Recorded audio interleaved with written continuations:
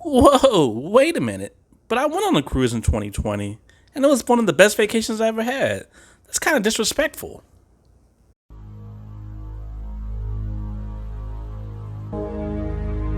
So yeah, no, I went on a lot of vacations in 2020. I mean, hotels were cheap, flights were cheap, I mean, places were empty. That doesn't work.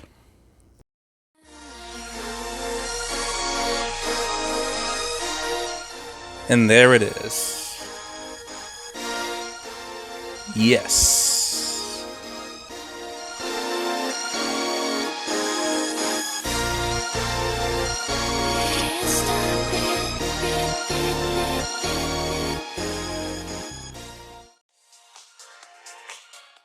So I started this amazing adventure around 5:40 a.m. at Tampa International. And oh yeah, before I forget, it's your boy Mr. Bucket List. Now, when it comes to my flight, ironically, I did not do first class, even though I just made a video about flying first class, and the reason why is they didn't have any more. So what I ended up doing was the Economy Plus, which was still more than adequate. We still got the live TV with the little remote. Even though I didn't watch much of it, I usually keep it on the little channel that shows where you're at, like over the country, because I always want to make sure that you're on course, because I'm just scared of flying still. But the flight wasn't bad. And then as far as our layovers, so we ended up going to Houston Airport. And again, ironically, I have been to this airport in the past couple of months. I've been to it maybe about 3 or 4 times now because that just seems to be a popular layover spot. But it was cool to be back. I set up shop like I did last time. Just had a good time kind of with all my little tech, getting this video ready. So it wasn't bad. And then as far as the actual reviews for the flights, I will tell you all, it was amazing. I mean, just being able to go from flying over buildings and grass and just normal stuff to flying over nothing but mountains and deserts and just, it hit me. I'm like, man, this is crazy right now. Like, I'm literally flying into the desert, and it was just nothing like it, at least for me, nothing like I've ever seen before. And then we also flew over the Hoover Dam, which was cool as well. Now, once we landed and I saw those signs inside the airport for Las Vegas, it just hit me like, this is real. This is really happening right now. Like, your boy Mr. Bucket List is actually going to do this amazing trip in Las Vegas. Now, one thing that had me worried at the very start of the trip was the car rental. So when I got to the car rental place, there was this huge line. It was maybe about a 2-hour line of people waiting to get a rental car. Ironically, that was for dollar rental, and I ended up doing it through Alamo, which basically was like a pre-check-in. So as long as you have your ID, you can literally just walk to the car, and I did. And so as far as my rental car, I did request to have either a convertible Mustang or something similar. And I'm not really a big fan of Mustangs, so I was hoping they had something else. And as soon as I sat down the Mustang that I just kind of settled with, this beautiful yellow Camaro just came out of nowhere. The lady had just finished rinsing it off and just put it in the stock, and I was like, I am getting that car. And I got it. And once I got that yellow Camaro, it kind of just set the tone for the trip. Like, this is going to be an amazing trip. I'm going to make sure to do everything I actually want to do, no questions asked. And I did. Now, while I was driving on Cloud 9 in this yellow Camaro on the strip, it was time to get some food. I mean, I literally started this trip around 4 o'clock in the morning and hadn't eaten anything besides just some pretzels and little crackers that they gave us on the plane. So your boy was starving. And the crazy thing was, when you're driving up and down the strip and you have to park, it's so easy to get lost. But I was determined to make my reservations for this place at Ocean One Bar and Grill. And I made it. Now, this place is famous for their specials that they have, pretty much $5 entrees between certain hours of the day, between lunchtime hours. And so when I looked at the menu, I mean, because I was so hungry, I was like, look, I want to get everything. And of course I didn't, but I did get a good amount. But before anything, the main thing I did was I went ahead and stopped and got my first drink of the trip. Now, it was this frozen slushie. It was actually really good. It was some type of mango, but of course, like usual, I didn't drink it all, but this was my official drink in Las Vegas. And then the entrees started coming through. Now, do you all see all this food? I mean, look at the portions, look at the quality. Like, this food was so good. And ironically, after everything, my total bill before tax was about $23. So $23 for this huge meal. Banging. Now, after eating my meal, my first huge meal on the strip, it was time to go ahead and check in, but I wanted to do something else, something a little bit different, something mind-blowing, something out of this world. And then we have Area 15. Now, as you first get here, I mean, the first thing you literally do is you walk past a robot that's laying on the pavement that looks like it's broken down. And it kind of gives you this vibe, like you really don't know what you're getting into. And so for someone like me, I didn't want to spoil it. And so I didn't go on YouTube. I didn't look at many pictures. I just heard it's a really cool place to go to. And wow. I mean, when you first walk in, I mean, you see all these different colors and black lights, and you see people ziplining past your face, and just, you're like, man, what is going on? What is this place all about? And oh yeah, a Mega Mart. And welcome to Omega Mart. I'm Cecilia Dram, and I'm proud to now be leading the Omega Mart family into a bold new awakening. This, hands down, was one of the best exhibits, museums, whatever you want to call it, that I've personally ever been to. Now, especially as someone that used to work at a grocery store, as one of my first jobs, I mean, just kind of going to a grocery store like this, that had so much more behind the scenes without you basically having to find it. They don't really point it out to you, you have to literally search for it. It was just amazing. I mean, you're walking in, the lights are flashing, you got alien noises and stuff like that. You go to the meat side and you see stuff that looks like potato salad, and you look at it a little bit closer and it's like eyeballs and alien parts and stuff. You go behind the counter, you see a thing of meat. It's actually just like, what in the world is going on right now? I mean, you literally take this for example. You walk past a cereal aisle, and then the aisle kind of goes into like a little indention, and you walk back there, and the next thing you know, you're in a whole different planet. I mean, this place was amazing. Oh.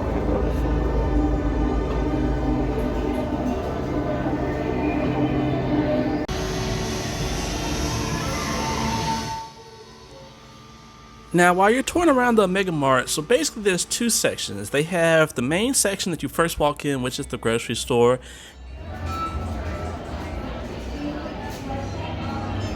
And then, like I keep showing you all in the video, you have the behind the scenes section that has, like, I guess the secret base. I don't really know what to explain it, what to call it. But it was just so unique. I mean, there's so many different entrances and exits and just hidden areas. I mean, if you want to speed through it, you're not going to see everything. You have to search and find these things, or if you want to, use a guide. But it is well worth the visit. Now, right here, I was so excited to walk through this refrigerator to see where it leads to that I ended up bumping my head and nearly killing myself. And the girl, she was kind of freaking out, scared for me.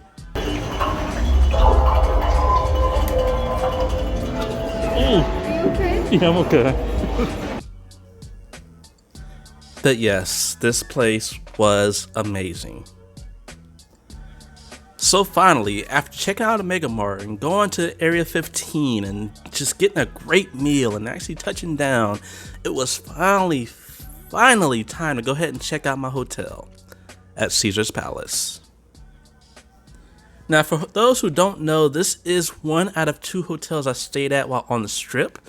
I did go ahead and choose both here for a couple of nights, and then I chose the Palazzo for the last couple of nights as well. So I wanted to kind of have a mixture of both. And both of these hotels were just beautiful, huge. I mean, it was just grand. I couldn't believe, like, I'm so used to Disney hotels.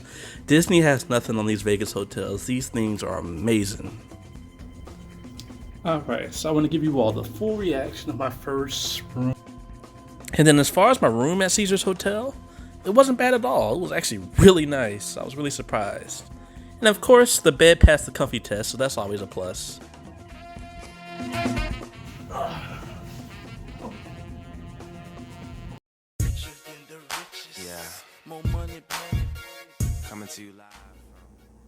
So once again, I woke up pretty early. This time I was around 6 o'clock in the morning because I wanted to go ahead and check out the Las Vegas sign. And from my research, it said that the earlier you go, the better. So I wanted to make sure I went before everybody woke up. And as you all can see, it was definitely worth it. Lay down, do this, you can do whatever you want. Now, ironically, when I was leaving out, I did go ahead and see my boy Elvis setting up shop, I guess ready to get those tips. So it was pretty cool. I mean, I even beat Elvis to the sign. So I was like, yeah, I'm doing things the right way. It kind of gave me a little pep in my step because I was extremely still tired from the previous night and the previous flight. Now, being that I'm an amusement park enthusiast, one thing I did want to go ahead and check out was Circus Circus and their Adventure Dome. this huge, just kind of pinkish building that includes all these indoor roller coasters and rides. It's kind of like I guess a carnival, like a fair type. It's just an indoor amusement park, and so I really wanted to go ahead and check it out. I heard some good things about it. I heard you don't have to spend much time at it to see everything, and I was pretty excited. And I'll tell you all right now, it was definitely worth it.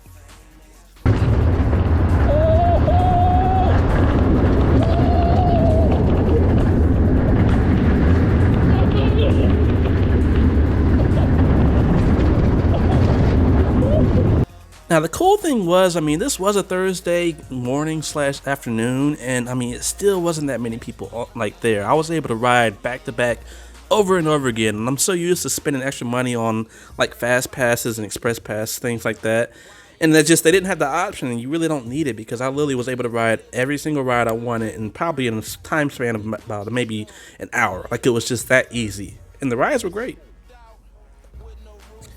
Now, after leaving the Adventure Dome and just kind of walking around Circus and kind of just seeing I don't know, just kind of a lower quality hotel, I'm kind of glad I didn't stay there.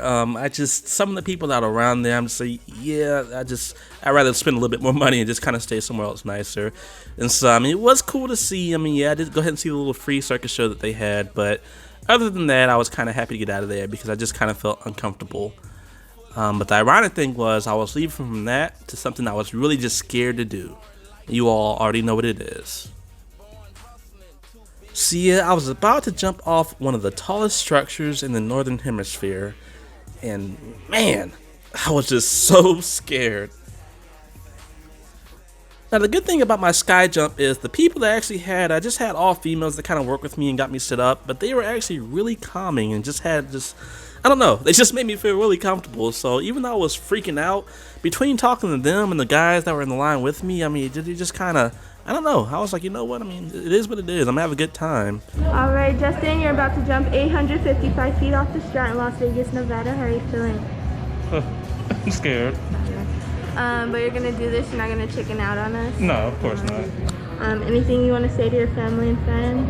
Sure. You all know MrBucketlist, and just doing another day, so let's get it. Alright, well, I hope you have fun. See you on your way. Oh, there we go.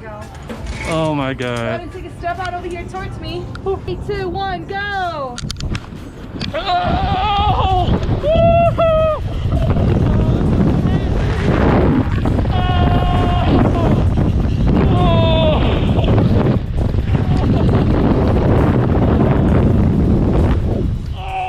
And I did.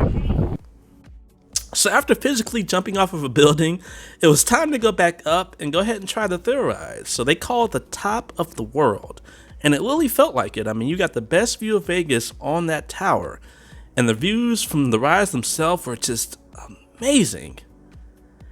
Now, the unfortunate thing is, because the views are so high and they're just really dangerous, I mean, they didn't allow any type of personal cameras or anything like that. And so I didn't want to try to go ahead and stick a camera on, because just Vegas is not the place to do that type of stuff. So I said, you know what? I'll just buy the picture, say I did it, and just leave it at that. So here they are. And it was really cool. So when I got off the ride, there was two girls that were just kind of standing there watching me. They was like, hey, was that just you on that ride? I was like, yeah, that was me. And so they were telling me how they're coaster enthusiasts and they had paid to go up there and do the ride, but they just kind of punked out. And so I understood. I tried to let them know, like, hey, you all should definitely do it because it was fun, it was worth it. But they was like, no, just getting the pictures of you and this and that and seeing you on there was more than enough. We felt like we wrote it ourselves. So I don't really know what that meant, but it was just cool to kind of talk to some other enthusiasts that literally came to Vegas like myself just to kind of do some thrills. So that was dope. So after leaving the top of the world, it was time to head back to the Strip to go ahead and try one of the worst ranked coasters in the world, the Big Apple coaster. Now, before I even got to the ride, it was kind of cool to walk around the New York hotel. I mean, it definitely felt like New York, and I haven't been there in a while, but it just really made me want to go. The vibe, the music, the food, everything was on point. And then the coaster itself, I mean, yeah, it was pretty shaky, pretty rough, but it still wasn't that bad. It was cool to say that I did it. So after riding the Big Apple coaster and then going and checking out some other hotels and then of course driving up and down the Strip playing with that convertible top, it was time to do my one last thrill-seeking thing of this day, Fremont Street and the zip line. Now, for those who's familiar with Vegas or those who aren't, Fremont Street is considered old Vegas, and I see why. I mean, all those different hotels that you would see like in the old videos or even in video games like San Andreas, ironically, which is how I got to know Vegas. I mean, it reminds you. I mean, seeing those old signs, it's so cool. It's so unique. It's definitely its own thing compared to the Strip. It's just a whole nother feeling. Now, with that said, just like on the Strip itself, one thing I did not like about it, and in general in Las Vegas, was everywhere that you went, it smelled like weed. I mean, you literally could not get past that smell. And being that I don't smoke weed, I don't like the smell of it, it drove me insane. But it was still cool to see. And then that huge screen, oh my goodness. I mean, the videos, the songs, like it was just really, really dope to see a huge screen like that with such good clarity play some really nice, like, just videos and just things like that. It was cool. Now, the one thing that sucked about the ziplining experience was the line. So I had reservations for 8 p.m. I didn't get on the zip line until about 10:30 because that's how crazy the line was. And I tried to go early, and the girl was like, "Oh, nope, you got to come back. It's not 8 o'clock yet." And the reason why I tried to come early because I figured this would happen, and it happened. It was just people were mad and cutting, and it just, man, it was a mess. But thankfully, the experience was amazing.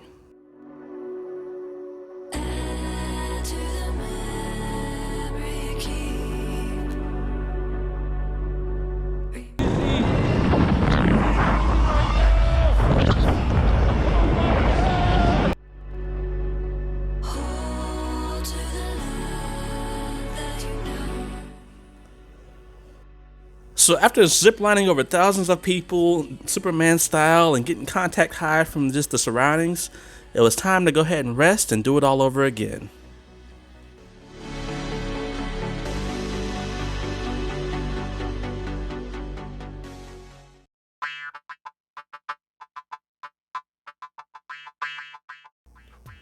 So today was the big day to head to the Grand Canyon. Because the Grand Canyon was so far away, I went to the South Rim, which is close to about 4 hours away from Las Vegas. That's literally all I had on my itinerary, was just going there and coming back. Now the cool thing was, on your way to the Grand Canyon, there's all these little outlooks or overlook areas that you get to go to that if you want to, you can pull over and just kind of get the views. And I would definitely recommend that you do that because the views you can see on those overlooks are amazing. Check these out.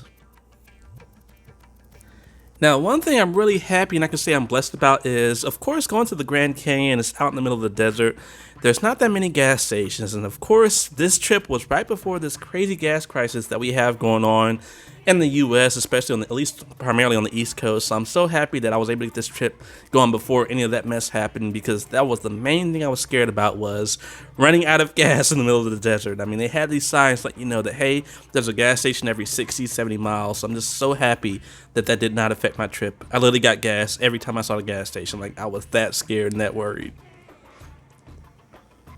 But the good thing is, because I did do my research, when I got to the Grand Canyon, which was about 9 o'clock in the morning, when they first opened, there was no line to get in. I was able to just drive right through. I mean, there was like maybe a couple cars in front of me, but it was nice and easy. But I will tell you all, when I left, and it was around maybe about 4 in the afternoon, there was a huge line, maybe about an hour and a half line of cars just to get in. So I definitely dodged a bullet on that one as well.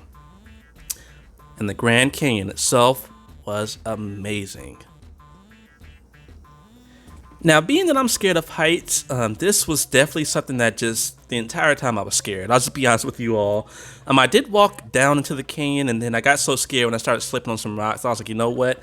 Let me get up. So I literally was basically almost running up the hill, and I was so tired. I was so hot. I was so scared. Like, I had so many emotions going around. But the Grand Canyon itself, I mean, videos does not do this place justice. I mean, that place was just beautiful.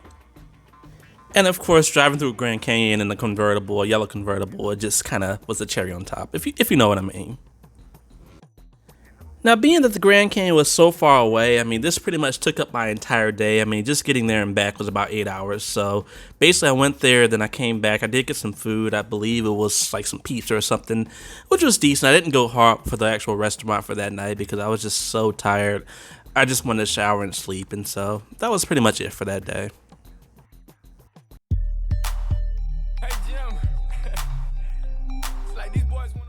Now, this day was all about driving and exploring, and that all started off in a place called Boulder City that headed to the Hoover Dam. Now, when you all see these views, you're going to think to yourself, Mr. Bucket List, are you really actually scared of heights, or are you just saying that? And to be honest, I just don't really know anymore. I mean, going to the Hoover Dam, they had this bridge, and it's the Pat Tillman Bridge, and it is so high up. It's just, I mean, it's hard to show in the video the scale of this bridge, but it's so high up, it dwarfs the actual Hoover Dam itself, and it's scary, it's crazy, but the views are just amazing. I loved it up there.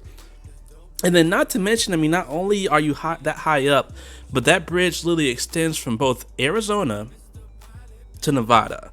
So, I mean, you literally get to see both parts of the actual state itself, and you also get to stand on the actual state line itself. So, I mean, it's just so many different things about that bridge. And I feel bad for the people that don't actually go up there, that go to the Hoover Dam, because that was actually my favorite part of the dam, just going to that bridge.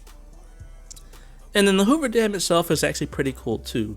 Once again, I met some really friendly people. It was this guy and his sister, and they were kind of like me. They said they were just exploring. They didn't know anybody out there, and so they took some pictures of me. I helped them take some pictures of themselves. They were really friendly. The guy, he was a veteran. He got offended when I kept calling him sir. He was like, I'm not sir. I wasn't an officer, this and that. I don't know anything about the military, but like I said, he was really, really friendly. They were both just really cool, and I wish I got their names. I got some contact because they were very nice people. But it was a good time out there too. Now, after the Hoover Dam, I wanted to go ahead and check out this place I kept seeing really good reviews of called Red Rock Canyon. And oh my god, this was like a convertible / drone paradise because the views and the mountains were just amazing.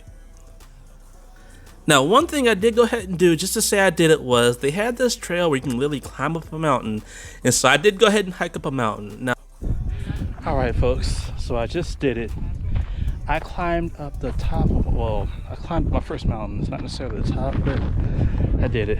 Of course, me being an idiot, I'm sitting there hiking up a mountain in some tennis shoes and just some cargo shorts and stuff like that, when people had actual hiking gear and sticks and like those little rolling backpacks. Like, they had all this actual camping gear, and I'm up there basically in a flannel shirt, just kind of I looked so crazy, but at the same time, it was definitely worth it because I can say that I literally hiked up a mountain in Nevada. Like, it was just cool. It was really, really cool. And then also on my way there was this guy in this Porsche who had a convertible as well. It was him and I think his homeboy, and he kept pulling up beside me, kept revving the engine. So I was like, you know what, man, we'll go ahead and we'll see what we can do. And so, I mean, of course, yeah, he dusted me, but it was still fun to get into a little street race in the middle of the desert. Pretty cool. Now, after leaving Red Rock Canyon, I had one last place to go before I called it a night. And what I did want to do was I wanted to go ahead and take a stroll and a drive through Death Valley. Now, again, driving through this desert, I probably went to maybe about 7 different gas stations because I was so scared. Like, if I got past 3/4 of a tank, it was time to get more gas again because I just did not want to be out here in the middle of the desert in a convertible with no gas and just in the middle of the night. It was just something I kept thinking about. But the drive itself was so cool. I mean, driving through the desert in a convertible with the mountains and just the views, nobody out there. Like, I tested the car's limits, if you know what I mean. It was such a great time. And this is something that kind of upset me. So even COVID touched things out here, like in Death Valley, like this opera house, for example. Apparently it's really famous, it's a really big deal, but even this is closed now because of COVID. And they said it's closed forever, which really sucks. Now, as far as Death Valley, I mean, honestly, it wasn't much out there to see compared to Red Rock Canyon and other places I went to. But it was still cool to say I went. It was really just a really unique trip. Nothing was out there. The funny thing was I had some Burger King. I had stopped and got some Burger King when I got gas. And I had the bag in there and I had a little bit of fries left over because I just got full. And I got attacked by maybe about 100 flies because I guess there's not much food out there. And they literally followed me for miles. Like, I was like, you gotta be kidding me. I'm getting attacked by flies. So it was just so crazy to get followed by some crazy Death Valley flies for miles and miles. And I was scared to put the convertible top up because I didn't want them to get stuck in the car. It was crazy. It was just a really crazy experience. And finally I just tossed the bag and they followed the bag. So yeah, that was an experience. So for this night, because I was, again, so hot and tired, I mean, I literally went to Death Valley and back, so because I was so hot and tired and burnt up from the sun and just just worn out. What I ended up doing was getting room service at my new room at the Palazzo. Check it out. Well, filet mignon and some bread. So yes, it is your boy Mr. Bucketlist doing it big here in Vegas. Let's get it. Now, outside the room service itself, I mean, just look at this room. And so I heard all the rooms at the Palazzos are suites. And I mean, it just, when I was walking through it, really blew my mind. I'm like, wow, this is all for me. And even the views itself, I didn't have that great of a view at Caesars. They had me like looking at like a parking lot. But this one, the Palazzo, was literally a view of the strip on, I believe it was like the 45th floor. So I mean, it was just beautiful. Now, I know a lot of people that's actually made it to this point in the video is wondering, like, what's going on with the nightlife? Did you do anything? Like, did you gamble? Did you go out? What's going on? And all I can say is, we're getting to that. So now that I've gotten things like the Grand Canyon and Death Valley and all the different amusement park things and jumping off the Strat Tower, all that stuff out the way, this is the day. This is the big day to check out the strip, check out the hotels, go to the pool, get the drinks, go to the big restaurants. This is the day that I actually live my life like a Las Vegas tourist. And it sucked. Cannon. So no, you all didn't hear me wrong. Yes, this day did suck. And it's not because of the activities I did, but the reason why was when I first started my touring, the first thing I did was went to go get breakfast at the Wicked Spoon. I had my cell phone and I had my trusty GoPro. Now the unfortunate thing was when they called my name to go ahead and basically go sign in and eat at my table because I was so hungry, I stood up, my GoPro fell out my pocket, and I didn't realize it until about 30 minutes later. So all the early videos I have gotten at the pool, driving on the strip when nobody was out there, like I literally had my GoPro mounted to my car and went up and down the strip for about 45 minutes, getting all the video footage I could, gone, just completely gone. Now the good thing is, because this happened to me on my cruise, each and every day I always back up my footage for my videos. So everything I did before that was backed up, but everything of that day, like I said, primarily at that pool, I got some great videos, gone. So I mean, it just really sucked. I mean, I did do a couple of videos on my cell phone. This is what you're seeing right now, but I was so upset when I was at the Wicked Spoon. I was just like, man, I'm not even hungry because I'm so mad that my GoPro is gone. So it really just kind of the tone for the day just kind of depleted because of that. But I will tell you all this, the Wicked Spoon was great. For the food I did actually eat. I didn't eat much, but it was great. The crab legs were some of the most juicy, just freshest crab legs I've ever had. So if you're a huge crab legs person, go there. I promise you, it's definitely worth it. So after realizing that all my videos were gone from that morning, I did go back to my hotel and I just kind of got mad for a little bit. So I just kind of sat in the bed for about 30 minutes and just mad at myself. And then finally I said, you know what, I got to snap out of this. So I did go back to the pool with my cell phone only and just kind of got some drinks, met some people, hung out for a little bit. I don't have much footage because, like I said, I didn't have my GoPro and I don't want to get my cell phone wet or damaged. So it is what it is. But I did that did kind of ruin things, but I did ironically still go and tour different things like the Luxor and the Bellagio and things like that. So I did still go ahead and do what I wanted to do. I just didn't have my stabilized great footage like I usually have with my GoPro. So that kind of sucked. Now, to make up for that loss, because I didn't have my GoPro, I said, you know what? I'm going to go ahead and try to get tickets to that Michael Jackson show. Hopefully they have some available. And thankfully they did. They actually had some in almost the VIP section, which is like the front 2 rows. And so I was able to catch one there. And that kind of turned everything around once I actually made it there. And I will tell you all, the show was great. So when I told the bartender about what happened to my GoPro, he was like, you know what, man, I got you. So he made me this really strong drink, and I ended up drinking it all. I was just like, you know what, it's one of those days. And I drank my drink before the show even started. So when the show did get going, man, your boy was getting it in. Are you ready for MJ Live? Yes, we are.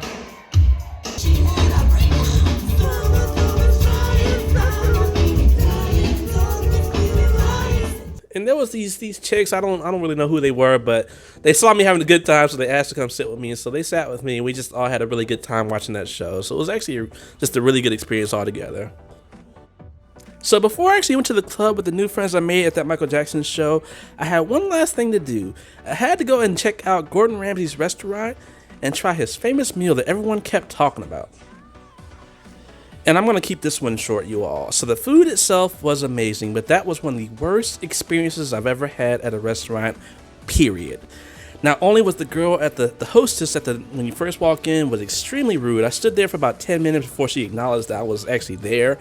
When I sat down, they got my food mixed up with somebody else's, so they gave them my food for free. And then I had to still pay for my food. And let me show you how much I paid. This is the receipt. Like, yes, this is how much I paid, and they got my sides for free. So I mean, they literally got $40 worth of food for free. They didn't comp me anything. It was just a really, really bad experience. Like, I'm so mad I'm in, and Gordon Ramsay should be ashamed of this restaurant. Now this wasn't Hell's Kitchen. This was Gordon Ramsay's steak. But either way, this man should be ashamed the way they're running that place. Terrible. Shame on you for someone to spend so much money. Just wait till I do the review. You all are getting trashed. It's just happening.